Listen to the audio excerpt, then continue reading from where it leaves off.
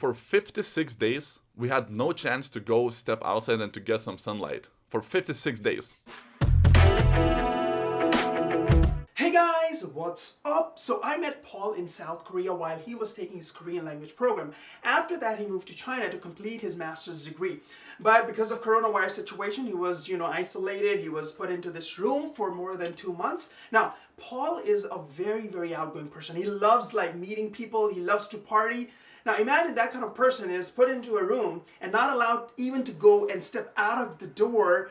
I thought he might go crazy or something. So we the other day talked on the Skype, and I was expecting that he'll be so depressed and all those dark moments. But to my surprise, he was so motivated and full of this amazing spirit. And that's why I wanted to share this interview with you guys and share our conversation with you guys, because I thought a lot of us might be in that same kind of situation where you're far from your family, no people around you, and you're going through all these dark moments, depression. Maybe, listening to him might give you some motivation and encouragement. So without further ado, let's go and let's meet him.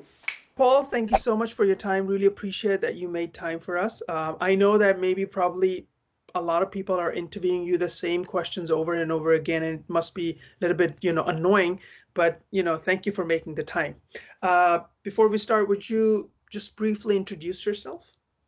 Yeah, of course. So real nice to see you, Sharoona. Yeah, so my name is Paul. I came from Lithuania, but for the last 2 months, I'm stuck in this hotel room in China, and I can't do anything about that. Right now, I'm studying my master degree here in Northeast China. So because of the virus started at the time when I was traveling in China, which was my big dream from a long time ago, so I came back to my home city in China, and now the university put me in this isolation because the virus just started. I traveled, boom, I have to be isolated for 14 days. But eventually, it lasted until now, so it's more than 2 months. It's crazy.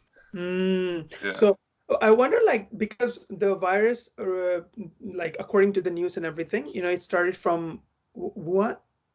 Yeah, correct, Wuhan. So how far is Wuhan from the city where you live? Yeah, it's around 2,500 kilometers. Actually, it seems really far away. But for example, our province was really hit by the virus because during the winter when it started, our province is very popular because it has the biggest in the world ice festival. So many people at that time were traveling to our province to see that. So I think that's why our province became so dangerous. So we had to do some measures to stop this. Because I know you from South Korea, and I know you're a very outgoing person, and a person like you, if we put you in a room for one day, I think it's very hard for you to survive. So in the beginning, when they said you're gonna be in your room, and what was it like? What was going in your mind?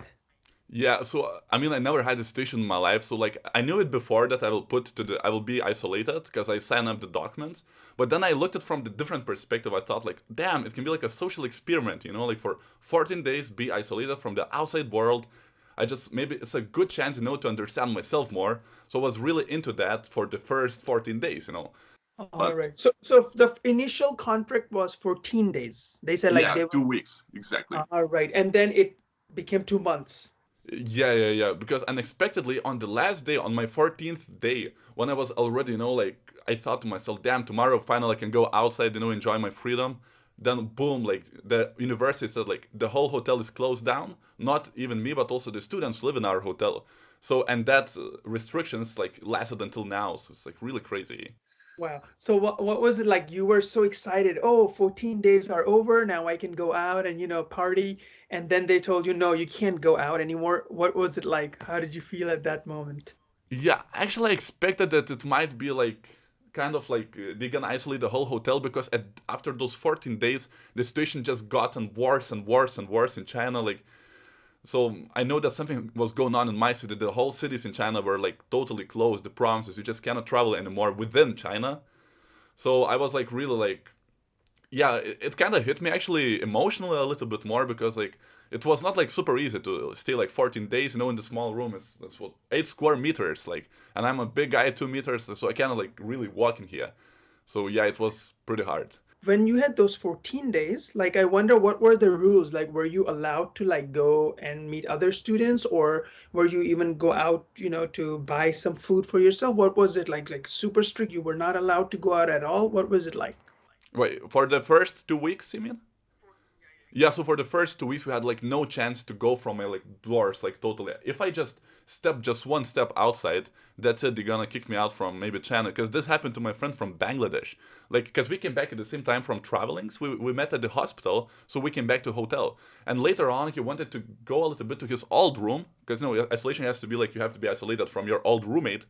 So he broke that small rule. He thought nothing will happen, but in the end, next day he had to leave the China back to Bangladesh. So it was so strict. So then I knew, damn, like I cannot like cross at all. For 14 days, I didn't do anything. But they, provided me food, but also so many restrictions. All right, okay. So they were like taking care of you like when it comes to food and who was paying for that, like the food and everything? Were you paying from your pocket or like the government was providing? Yeah, the government provided food for free, but on the other hand, like I got the Chinese government scholarship in general here, so it's like everything is provided, like accommodation, tuition, and everything. So of course, I was happy, like damn, I can save some money, like I can buy maybe some cameras or whatever for my future.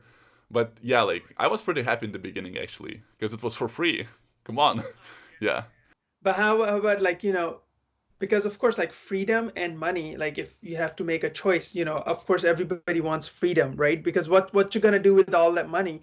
And because of course you were happy in the beginning, oh, I can save some money, but now they're asking you to stay more and more and more. And were you like, were you getting depressed or something? Like, was it getting bad or what?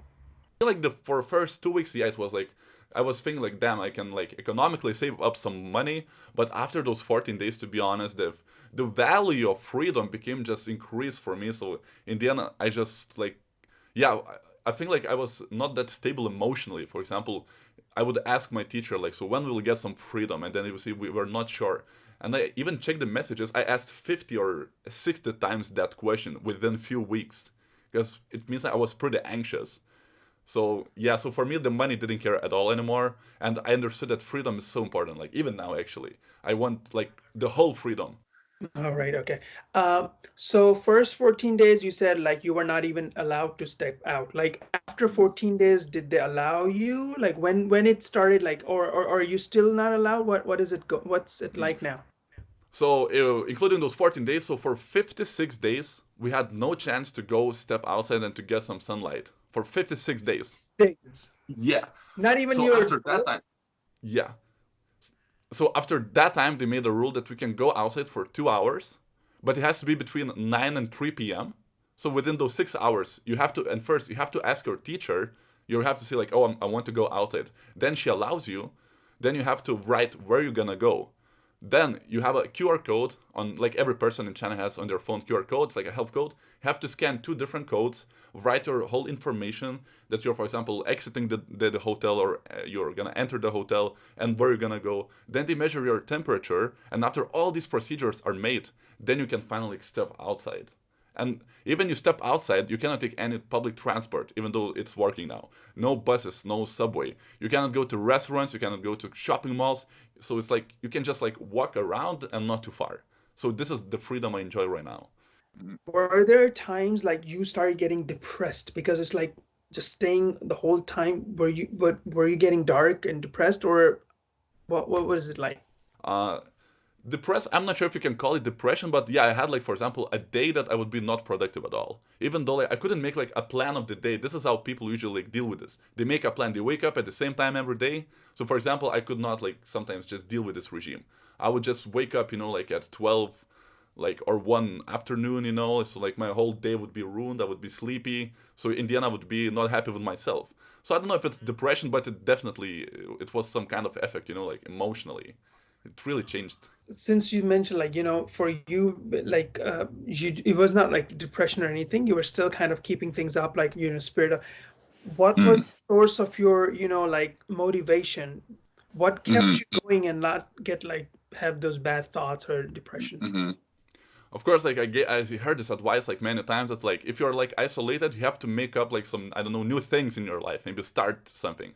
So for example, I thought like, okay, after this like 60 days, I can have finally like a six pack. Like I never had it. I was like always like in a bad shape, so I thought physically I can improve as well. I wanted like to study Chinese language, so I thought I'm gonna go outside and I'm gonna do like street interviews in Chinese language finally, and that thing. And of course, the video making, it was a strong push. Like finally no, it's like I had a really rare chance, like a social experiment again, like just to kind of know myself better. So I wanted to record that. So I think it was like these things really pushed me, and of course that one day I'll get some freedom. So this pushed me, but of course, yeah. When you were in your, because like from the news we hear that they say like China doesn't give the right information, and I wonder like, do you have a TV, or how were you watching TV and news about China? Like, were they telling you the right information? How were you getting updated about?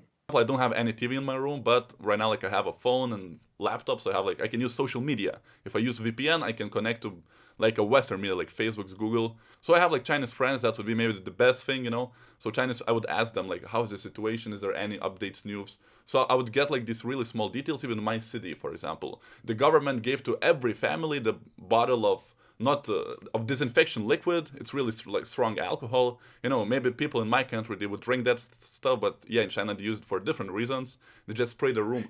But I would get these small details how the situation like is developing in my city because I was more concerned like of course like about the whole China, the whole world, but in the end I just wanted like to get some freedom. So I was really following the situation, what's going on in my city. So it was really like strict. The whole isolation quarantine was so strict. But in the end, like right now, like there's no new cases for a long time. I mean, domestic ones, because right now, like mostly they came from like right now the foreigners cannot come to China at all. They made like this new rule, but the Chinese people can still come back from foreign countries. So they're right now like the ones who still bring the disease, the virus, but it's still like really low levels. But still, like China is very cautious. All right. So now, because you said that now you can actually go out for 2 hours. Right. How do you see now? Things are really getting better, or it's just the fake news they say like, oh, China may be hiding things, but when you go out now, do you feel like, oh, things are back to like getting back to normal? Yeah. Like before, like in my city, like it's like here lives like 11 million people. The traffic jam was really a big problem. Like anywhere you go, even on the sidewalks, the cars in China they can drive. So it was really annoying to walk. So like today I went outside and I saw the same traffic jam finally after 3 months. So I was like, damn, like the thing that I hated or was annoying right now became such a good thing. Because this was like kind of indicator that the life came back to normal. So I was like actually happy but the one thing really changed that every 20 meters there are big posters, for example, saying that you have to wear the mask, you have to ventilate your room, you have to disinfect your hands, blah blah blah, and everybody has to wear masks. And there are even like speakers in the parks and everywhere. They're just saying like reminders. So it was really cool actually, and everybody wore masks, of course. Staying in the room for 56 days straight, like, not seeing the light outside. I wonder that what are the lessons you've learned, like, or things that, like someday maybe you'll have kids and all, or, like even you might be a professor and you might have students. What kind of lesson you might want to tell them or share with them, like, the importance of freedom, as you said, or maybe any other thing that you've learned and you really want to, pass it? I feel like since the whole world is like every country is put in some kind of isolation and quarantine, they have to stay inside. So the biggest, I think, advice and lesson learned, like of course you hear that many times, but you have to do something. For example, you wake up at the same time, you make your damn bed. That's like the first small step, but at least you did something already. You're productive already, and just keep going out throughout the day until you're done. All right. So Paul, thank you so much for your time today. I really appreciate that. I'll put all the information in the description box below and they can follow you. Thank you very much. Thanks, Sharoona. You're welcome. Bye-bye. 再见.